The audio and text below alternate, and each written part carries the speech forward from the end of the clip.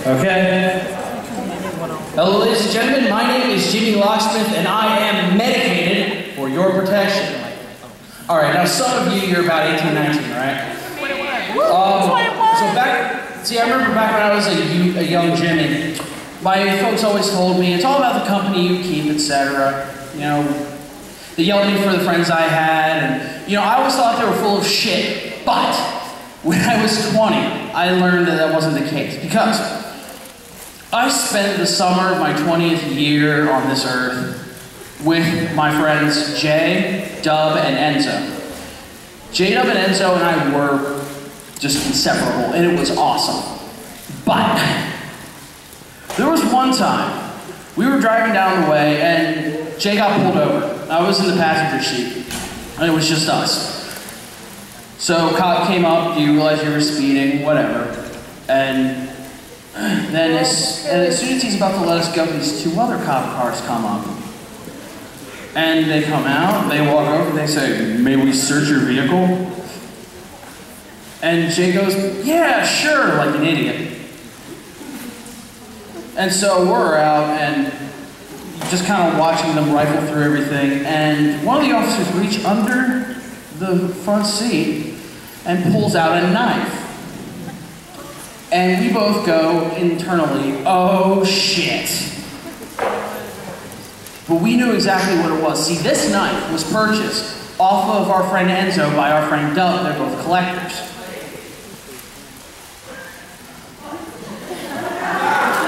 I could rip on you, dude, so bad. You know that, right? Anyway, so we were standing there looking at about a dime in county, and I was trying to convince the cop that it was just like a collector's knife. I was like, real tall and short.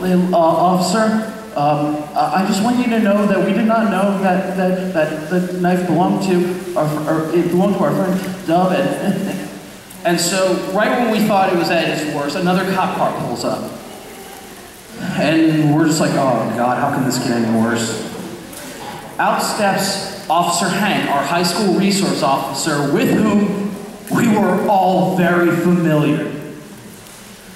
And Officer Hank, being Officer Hank, comes up to us and goes, "Hey boys, staying out of trouble?" And we're like, "Trying to." And so he asked the cops about what was going on. He turned to Jay and he's like, "Whose knife is it?" And he goes, "It's Dub's." And he goes, "Oh, how's Dub doing?" "All right, yeah, well, they're good kids. They're dumb, but they're good kids." And we're like, "Yes, yeah, totally. And we went on our way. Now that wasn't the only thing that happened. A few weeks later, we all had a hell of a week. We all had a reason. We all had a hell of a week. And so we were just gonna go out onto this boat ramp and just sit back, chill, and look at the stars and try to unwind. Cool in theory. But as soon as we got there, Jay opens up his trunk and pulls out a bunch of beers. I was the oldest at 20. And the moment I said, "Guys, I don't really think this is a good idea," fucking cop car pulls right in. And us being the geniuses that we are, we tucked him behind the wheel, upright, of course. We don't want to spill any, thinking that the cop wouldn't notice. So he came out and he was scoping around. He saw him, and he looked at us and said, "If you would have just told us that told me you had him, I would have told you to go on your way. But now I have to call up a few more officers." And we're like, "Oh my God, no." So then, the cops started showing up, which it kind of gets to me though. There were four of us, 4 youths, barely adults, shaking in our vans, when there were no less than 5 cop cars. I am not joking. They apparently didn't have much to do. So as soon as the last cop car pulls up, they decide it was a good idea to search the entire vehicle in and out.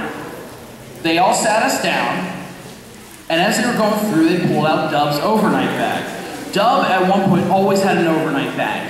Always. Because he never knew what was going to happen. He didn't know this was going to happen either. So, he got up. So he opened it up and he pulled out in 2 plastic baggies prescription ibuprofen and Bum Brand Aleve. And the officer goes, "Whoa, what is this?" And Dub told him, and Dub was trying to explain to him the whole time, and the officer said to him, "Son, you're blowing smoke up my ass." And Dub said something that no one will ever say to a cop ever again. "Sir, I assure you, I am not blowing smoke up your ass." No one will ever say that to a cop again. I'm a nervy guy, I always have been, so I'm sitting there, twitching, freaking out, because we all knew that they didn't have anything on us. You know, the one officer tried to tell us that the Aleve was Vicodin, which I don't know if you've seen it, hopefully you haven't. Freaking druggies, you. Those who have know that it's a white pill, while Bum Brand Aleve is, well, blue and funny shaped. So, after we were read our Miranda rights, which was not a good sign to us, one of the officers pulled me aside and basically wanted me to rat out on the guys. And my mind flashed back to all those acting classes I took in high school. And I just got all serious, and I'm like, well, he's like, "You gonna tell me anything?" Intimidating me, of course, and then I'm like, "Well, who do you want to know about?" He's like, "Well, I don't really care." And I just got all serious. Well, Jay, the tall guy, he's, I know a lot of his family's been brought down because of drugs. And it's just not something we appreciate. It's the same with Dub there. And Enzo, the little guy, there are certain things we can't joke about with him, officer. We can't make drug jokes around him, he just doesn't. And well, for me, and I'm not bullshitting you on this, a few days before, a friend of mine was arrested for possession after getting out of rehab. So I said, "Did you hear about an arrest by the name of Lars Auk?" And the officer was like, "Oh, I might have heard." And I'm like, "Well, he was our boy." And when he came out of rehab, he came over and we were so excited. He's like, I'm clean, but then this happened." Shed a little bit of a tear. And the officer's like, "Okay, go sit down." Sat down, and Enzo's like, "Dude, what is it?" I'm like, shit, I'll tell you later, I'll tell you later. And then the one cop said that he was gonna let us go with littering. And we're like, that works. And so we dumped out everything, we put everything in a bag, put it in the trunk, and we were gonna go. And we're like, what if they're like messing with us? And we're just sitting there, and we're like, okay. Oh, and we can get back. And Jay goes, okay, listen, I'm gonna back up. And if they back up real slowly and they tell us to sit, if they tell us to stop, we'll do it. So we back up real slowly, and Jay says very quietly but very sternly, "Don't say a word." So we back up, we leave, we get out of the boat ramp, drive down the way, and then immediately all of us reach in our pockets, pull out our cigarettes, and just start sucking them down.